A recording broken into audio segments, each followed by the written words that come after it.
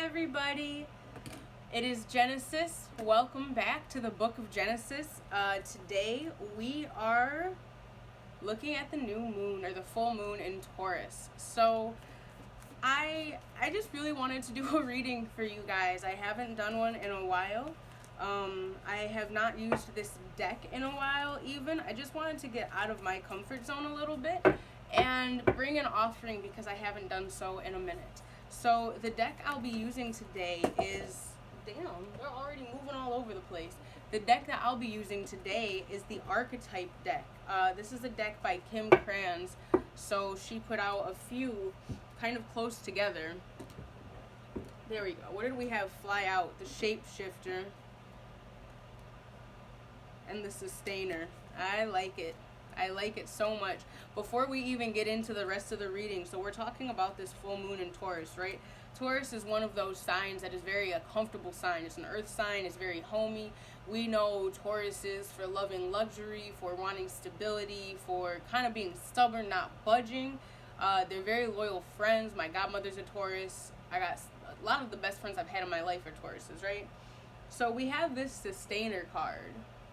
And the Sustainer is kind of that workhorse, for lack of a better term, that is a little underappreciated at times, but so very necessary. It's not the mother or father creating something. It's not the destroyer, making sure pieces are being released so that they can be transmuted.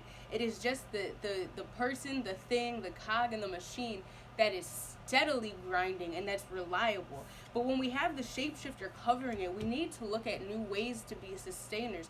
We need to look at new ways to sustain our life and also what it is that we're sustaining. There's very much change there, but it's purposeful change. It's cunning change. How are you adapting? How are you becoming what you need to be? How can you be something that fits today? You can't be the same thing all the time. You can't be stagnant. You can't stay the same way all day. It's not going to work for you. It's a bad idea. So we're going to look at these other cards and see what's going on for this full moon in Taurus. This is on Halloween, and we did have some really nice other stuff. In my opinion, it was nice. A lot of astrologers, I'm not an astrologer or an astrologist, but a lot of astrology people were talking about it's going to be crazy. Well, honey, the whole year been crazy. It's been crazy all year. Might as well use the energy. Transmute it. Harness it. Move along. Which is not to, shit talk any astrology people. Y'all know your stuff. And everybody should work at their comfort level. Everybody should work where things are good for them. This was a month that was good for me. The first moon was in Aries, which is my sun sign. My Libra rising got the new moon. You know what I mean? My Taurus Venus is getting the Taurus full moon. So everybody has to work according to themselves. I got Scorpio ruling my first house for Scorpio season. So you should look at your stuff for yourself and work when you should work. All of that said, let's hop into these cards really quick, the rest of them. Remember, that first theme that came out was the Shapeshifter and the Sustainer. So we're still talking about sustaining. The heart stays the same. The internal goal stays the same. But now we're refining, right? Before 2021, refine. That's the other thing. I've had a good little chunk of clients this last month, which I've been blessed by. And every time, Spirit makes sure to throw in a message. Discern what it is you want. Release what you are not bringing. And then go forward with clear, defined energy for 2021. 2020 is the beginning of a decade. 2021 is that number 1 year. Alright, Spirit, my benevolent and benevolent only, honorable and honorable only, blessed, benevolent ancestors and dead, elementals, and those divinities and other spirits that wish to work with me, speaking only truth in a clear, efficient, eloquent tone.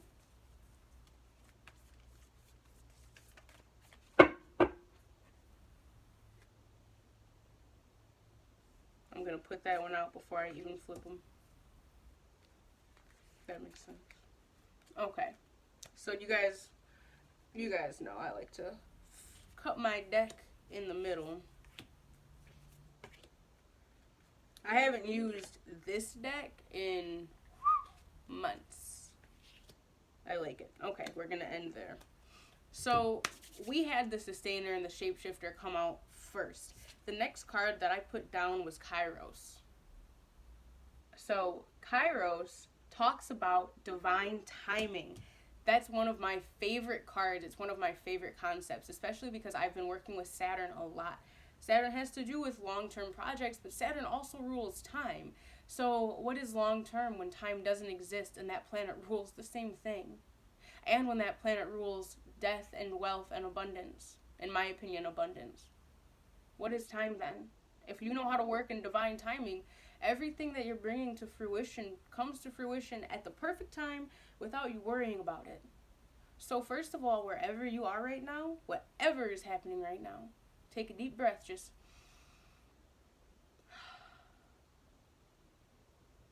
because it's okay.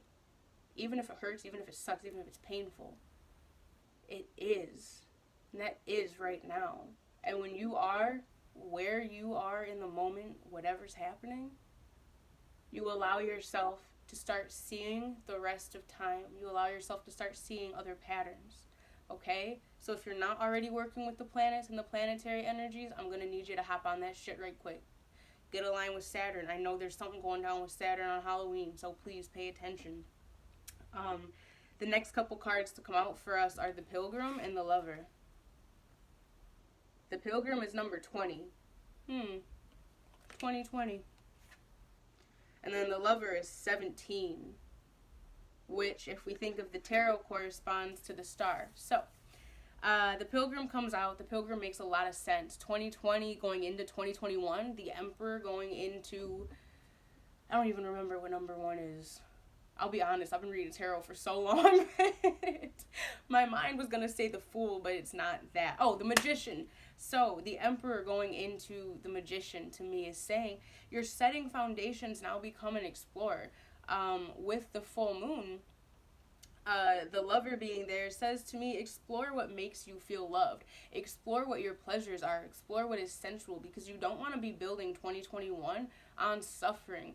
We have experienced a lot of pain collectively in 2021. We've experienced a lot of just shit, just genuine fucking heavy shit in 2021. But you don't have to, or in 2020, but you don't have to in 2021. Sorry, I get a little, intense. You don't have to experience these things in 2021, and you don't have to experience the whole of the year with the tone of suffering that 2020 has had. So this full moon, even though it's October, not November or December, this full moon, I want you to pretend that it's closer to the end of the year than it is, because this time is going to move fast. And think about how you would like to be a pilgrim going forward in 2021. Think about what experiences you want to have. This is another thing that I've had come up for a lot of clients. I'm asking them, what do you want to see? What, you know what I mean? Not just, I want more money, I want to clear out my debt. Not just, I want to talk to my ancestors. Not just, and that's not me trying to belittle any of those things, because those are things that I want. Those are my own examples. But what do you want to feel? I want to experience a vacation. And I want to feel warm ocean air flowing across my skin. And I want to feel my hair longer again, brushing my shoulders. And I want to feel sand under my feet. I want to feel and experience something that is going to be new and enticing and tantalizing and exciting. I want to experience something that challenges me, enriches me, takes me out of my comfort zone, but allows me to teach others and step into my power and purpose. You have to fall in love with yourself. Okay? I love it. That sunny background and the swan both make me think of Apollo. God of youth, God of music, inspiration, the muses. 17 also, like I said, correlates to the star and the tarot, if I am not mistaken. And the star talks about balancing, what you're putting out and like your inner and outer a little bit, but it's also talking about spirituality and wishes and inspiration and dreams coming true, you know what I mean? Like you wish on a falling star. So, pardon me, putting your dreams together, putting what you want to experience together, in writing and stuff, that would be super, super good. That would be a badass project to do. We have two more cards. There's like a couple more. I'm trying to be super quick for you guys. I really am. Because I am trying to not do the hour-long readings. So, we have card number 9 coming up with the Hunter here. And then, what is this, 30 or 43? It's XL3, so I don't remember. That's 30 or 43, but it's the castle. So, a couple things here. Well, the one I want to talk about first is the castle instead of the Hunter. So, castles have a lot of different energy around them. We're talking about royalty, tradition, defense, wealth, comfort, but also they're kind of, closing in. If you were a person anyway, let's say if you were a person that, never mind, castles can be closing in. And that's part of the feeling that I got looking at the card with this box. And the box is made of pearls, and within it is a flower. So on one hand, this blossom is protected, but on the other hand, it can't actually blossom openly, in my opinion. You have to be careful about limiting ideas about wealth, limiting images of wealth, and also just the entrapment of the material. Taurus is a very comfortable sign. And October, fall, November, it's just cold, cozy time. I don't know exactly what I wanted to say. I don't know what planet, well, it's the moon, but I don't know what other planet stuff is going on Saturday. It just feels like there's an opportunity or a possibility for people to get stuck or caught up emotionally a little bit, almost like this last grip of fear or of ambivalence or just a lack of momentum. So take some breaths and move out of that. What is it that calls your heart? What is it that you're curious about? And if in the moment you don't have anything like driving you that you're really trying to dig into, then take a minute and assess like where your projects are that you are working on. The Hunter has a goal when he goes out. This horse is moving and he's running into the light. Okay? He's running into the light. He's going for that enlightenment. Even as the shadows seem to get a little heavier, to be encompassing closer to the end, that doesn't slow the Hunter or the horse down from trying to get there. You're still moving towards the light. You're still moving towards the warmth. You're still moving towards inner and outer understanding, okay? So the other thing that I want to say here too is that this is a solid time for spirit work. There's a lot of spirits out. They have been like coming in droves for days. I swear to God, when it was raining, the clouds were dumping spirits. Like that was their transportation. So horses do travel realms. To me, castles could be haunted spaces. It would, again, be good to get out old memories to release whatever it is you don't need. To be practicing spiritual protection, to be making sure that your home is covered. If you don't want spirits around, clear that stuff out. If you are trying to do work to understand more, if you're trying to do work to open your third eye, if you're trying to do work to open your third eye. That was like the big thing when I was younger, like third eye opening candles and spells for your intuition, like more psychic powers with the third eye. Like, dog, listen, you either have a lot of it and it's just happening regardless and you don't comprehend it, or you don't, or it's going to open up later, or there's some like varying middle ground. But opening up your chakras is just opening up lots of energy. It makes you fucking susceptible. So you have to do that stuff mindfully. Anyway, I'm gonna leave that alone and give us the closing part, which again, I'm never trying to shit on anybody. I was just reminiscing about when I was a little younger and that was like the thing. I'm sure it still is a big thing, but when the collective becomes more conscious and understanding, you start seeing less of certain other things. The dead end one came up, but it came up reversed. So initially I took that as a call to stop pulling cards, and I did. The other feeling that I got with it towards the end of this reading here is that we are not having dead ends. This is actually a very open time, so be mindful of this time because shit is open. So please, be practicing caution, be practicing protection, be discerning in what you're inviting and what you're doing. Be discerning in who you're working with. Whenever it comes to big or strong energetic times like this, I tend to advise folks to stick with the deities, energies, entities that they know, rather than starting with a new one, unless you know your shit and you trust yourself. Again, dig into what you find pleasurable. Take note of what you want to experience. Really, really see what it is that you want to bring forward into 2021 and what it is that you are ready to release. The Maiden comes to us as the bottom card on the deck. I always read that. That's our foundation. Here you can see the hand. We see the flowers and the flower petals. If you flip it upside down, you even kind of got this forest there. So the Maiden is unmarried. She hasn't given birth yet, but she is alluring and seductive and also innocent and excited about life. That is the energy that I'm feeling right now also with this full moon. Even though it's a full moon and even though it's at the end of October, it very much feels like a planting time to me. Normally this time of year, I'm telling my clients to start wrapping their shit up. Last quarter, let's get ready to be, settled for winter so that come spring you have shit moving.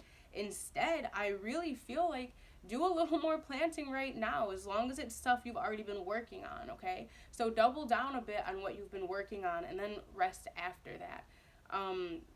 Basically, work with spirit, work with yourself to conceive. Bring the Maiden into that stage of conception so that you can be nurturing what you're working on over the next few months. This is like the final push to 2021. These few months are the final push to 2021. What is it that you want to do? Who do you want to be? What do you want to experience? And what do you want to see? Ask for it. Invite it. Start taking the steps to bring it. Start living what you want to be living so that spirit and everything else knows to act accordingly when we hit 2021. If you are already doing those things for the final quarter of the year, then you've already planted at least 3 months of that energy into the next year. And even though the calendar year is man-made, it's something that we collectively experience and celebrate. And that makes it a real thing. That makes it a real gateway, a real moment. Because we are that collective and we create these moments for ourselves. So, that is your offering, your guidance offering. I love you all so much. I hope that you have a blessed rest of the week. Please keep your eyes peeled for my intro video for my website, which will be launching before I know it, for blog posts and everything else. Also, you can always follow me, subscribe to my channel, book a reading. I am still doing a really, really awesome $75 special, all clients, all sessions. They're 45 minutes to an hour and 5 or 10 minutes long. When the website is up, these things are going to go back up to my normal $100 an hour price. I have specials for return clients, for your check-in readings, all that good stuff. So, I love you guys. Have a blessed day. Have a wonderful Halloween if I don't talk to you again before then. Mwah.